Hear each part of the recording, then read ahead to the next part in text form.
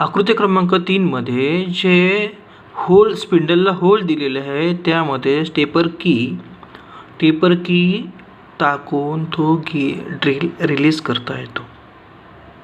आता भागावरील टेपर दोन प्रकारांनी दर्शवतात. आपण बघितलं लेथ मशीनमध्ये जो पार्ट यूज होतो तिथे टेपर कसं वापरतात. त्याचप्रमाणे मिलिंग मशीनमध्ये जे स्पिंडल असतं तिथं स्पिंडल अटॅचमेंट असतं तिथला टेपर कुठच्या प्रकारे वापरतात. ड्रिलिंगमध्ये जो टेपर आहेत ड्रिलिंग बीट आणि ड्रिल बेस स्पिंडलमध्ये जे टेपर दिलेला असतो तो कुठल्या प्रकारचे असतात. इव्हन ड्रिल चेक ज्यामध्ये आपण ड्रिल बीट फिट करून तो चेक सहित ड्रिल मशीन स्पिंडलला असेंबल करतो. त्या ड्रिल चेकला कुठल्या प्रकारचा स्पिंडल असतो ते पण आपल्याला माहिती करून घेता येतं. चला मित्रांनो, आता आपण भागावरील टेपर दोन प्रकारे दर्शवतात. आता कशा प्रकारचे, एक degree of arc and gradient आहे. डिग्री ऑफ आर्क आणि ग्रेडियंट हे दोन पद्धती आहेत. त्या आकृती क्रमांक 4 आणि आकृती क्रमांक ग्रेडियंट आकृती क्रमांक 5 मध्ये दाखवलेले आहे. मित्रांनो बघा, डिग्री ऑफ आर्कमध्ये आता आपण आकृती क्रमांक 4 मध्ये बघतोय तो आकृतीमध्ये दिलेले आहेत दोन, एक बिग डायमीटर आणि एक स्मॉल डायमीटर. स्मॉल डायमीटर खाली आहे आणि वरच्या भागाला बिग डायमीटर आहे.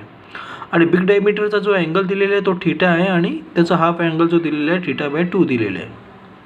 आता टेपरचा अर्धा कोन आता सेकंड दिलेले आहे. आता डिग्री कशी भेटतात, 60 minute is equal to 1 degree and 60 second is equal to 1 minutes. अशा प्रकारचे हे कॅल्क्युलेशन आहेत. यामध्ये डिग्री ऑफ आर्क ही पद्धत यूज केल्या जातं. मित्रांनो दुसरी पद्धत अशी आहे की आकृती म्हणजे जे दिलेले आहे इथं होरिझॉन्टल टेपर दिलेलं आहे. एक बिग डायमीटर आणि लेफ्ट साईडला big diameter D1 and right साईडला D2 स्मॉल डायमीटर आणि लेंथ दिलेली आहे. इथे आपण पिक्चरमध्ये बघू शकता तर टेपर दिलेला आहे D1 - D2 divided by L आणि लेंथ. आता जर टेपर 7/24 असे निर्देशित केलेले असेल तर ग्रेडियंटमध्ये काय दर्शवतो कोण, D1 - D2 is equal to 7. म्हणजे दोन डायमीटरमधील एक स्मॉल डायमीटर आणि बिग डायमीटर यातील जो फरक येतो तो आधी दर्शवायचा असतो डिवायडेड बाय लेंथ आता इथे दिलेले आहे 24 निर्देशित करतात. आता मित्रांनो टेपर कशा प्रकारे व्यक्त करतात. टेपर व्यक्त करण्यासाठी जी पद्धत खालील बाबीवर अवलंबून असते. समजा आता टेपरचा उतार किती ठेवायचा, किती अँगलमध्ये टेपर ठेवायचा. मोजमापाकरिता वापरली जाणारी पद्धत, टेपरचा तपशील ड्रॉइंगमध्ये टेपर खालीलप्रमाणे दर्शवितात.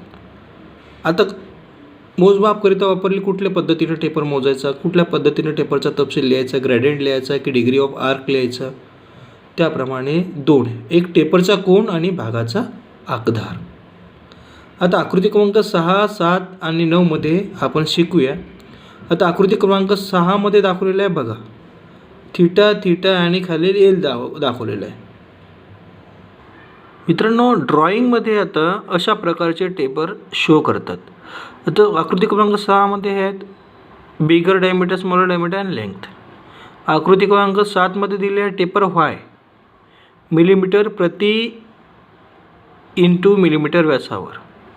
आता टेपर Y मिलीमीटर म्हणजे आता ह्या लेंथमध्ये एवढे टेपर आहेत प्रति mm व्यासावर. म्हणजे आता इथं कसं जो बिगर डायमीटर आहे याच्यावर डिपेंड आहे की डायमीटरवरती डिपेंड आहे टेपर. आणि प्रत्येक mm या भागावर प्रत्येक डायमीटरवरती किती टेपर द्यायला पाहिजे. समजा जर लेंथ जर 100 mm असेल किंवा 50 mm असेल तर त्याचे कॅल्क्युलेशन करून टेपर किती द्यायला पाहिजे, आपल्याला टेपरची किती गरज आहे त्याप्रमाणे ते आकृतीमध्ये म्हणजे ड्रॉइंगमध्ये दाखवतात. आता आकृतीमध्ये 8 मध्ये बघूया आपण टेपर इन 1 इंटू व्यासावर. आता व्यासावर टेपर डिक्लेअर असतं. आता इथं दिलेले आहेत दोन लेंथ दिलेले आहेत. आता एका लेंथमध्ये एक रेक्टँगल दिलेलं आहे जे दोन्ही साईडला कॉमन डायमीटर आहे आणि नंतर उजव्या साईडला टेपर दिलेलं आहे. आता टेपर 2 डायमीटर आहेत, एक दाखवलेलं थीटा आणि सेकंड पण दाखवलेला सेट आहे. आकृती क्रमांक 9 मध्ये दाखवलेला टेपर कोन. आता टेपर कोन कसा डिक्लेअर होतो?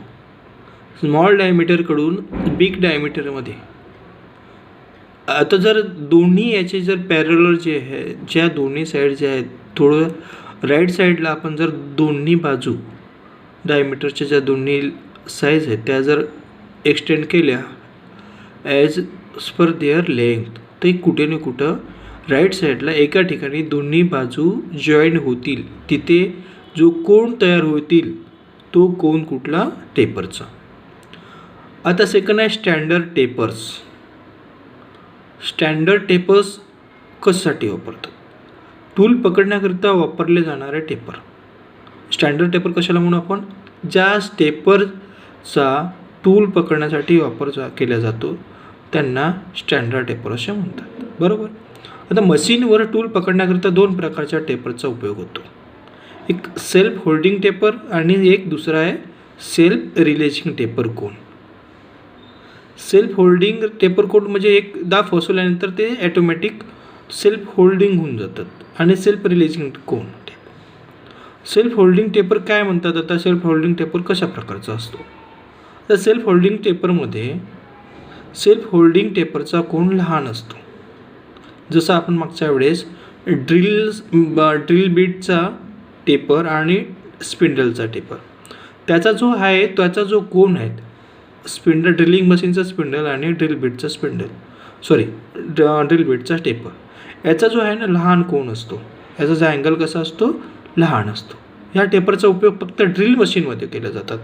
आपण बघूया खाली आकृती क्रमांक 10 मध्ये आपल्याला दिसलेलं आहे की ड्रिल बीट. आता स्लॉट आहे, वरच्या भागाला स्पिंडल दिलेलं आहे आणि स्पिंडलच्या डायग्राममध्ये तुम्हाला क्रॉस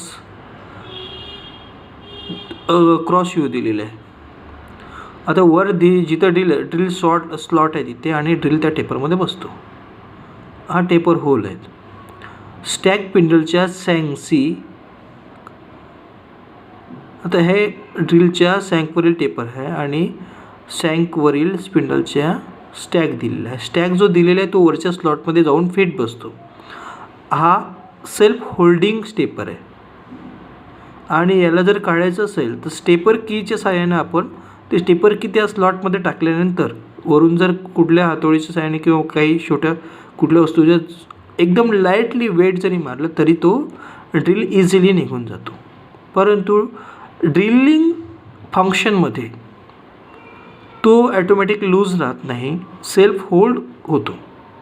आता यासाठी खाली स्टँडर्ड टेपरचा वापर करतात. आता मेट्रिक स्टेपर आणि मोस्ट स्टेपर. आता आपण हे जे आहेत हे पुढल्या लेक्चरमध्ये आपण बघूया. धन्यवाद. जर आपल्याला हा व्हिडिओ आवडला असेल तर नक्कीच या चॅनलला सबस्क्राईब करा आणि फिटर या ट्रेडविषयी संपूर्ण जो अभ्यासक्रम आहे मी आपणाकडे माझ्या परीने जेवढं शक्य होईल तेवढं आपल्याला पटवून देण्याचा प्रयत्न करेल. आणि त्याचबरोबर जर आपल्याला काही प्रश्न विचारायचे असेल तर नक्की कॉमेंट्समध्ये नोट लिहून पाठवू शकता. आपण कॉमेंट्सद्वारेच मी त्याचं उत्तर देईल. धन्यवाद.